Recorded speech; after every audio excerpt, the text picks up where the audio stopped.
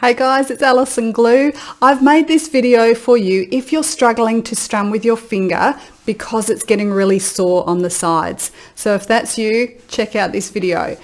What we're going to look at is how we strum. So often we can strum with our thumb, sort of straight up and down the strings, and often we can strum with our finger. Eventually, you want to be able to do both to get some interesting rhythms. But let's look at the finger.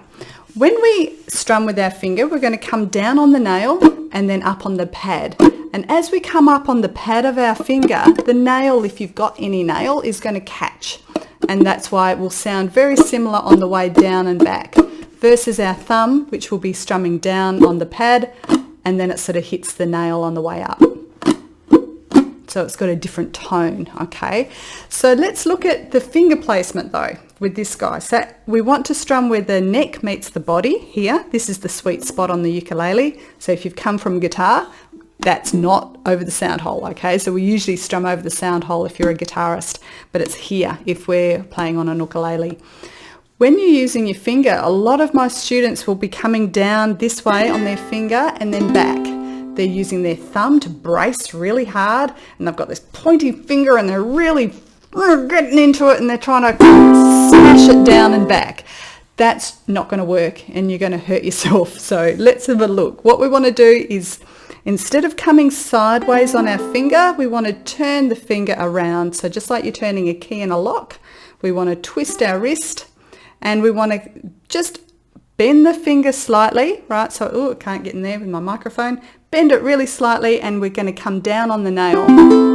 Then we're going to come up on the pad. Notice my thumb is free and I'm not sort of trying to stop my finger from working.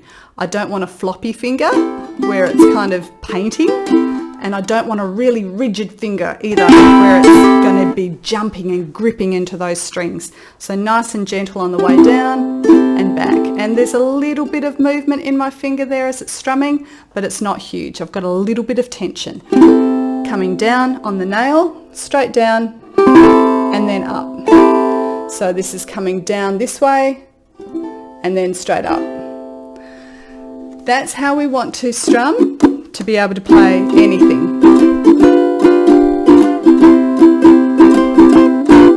Okay, straight down and up with our finger.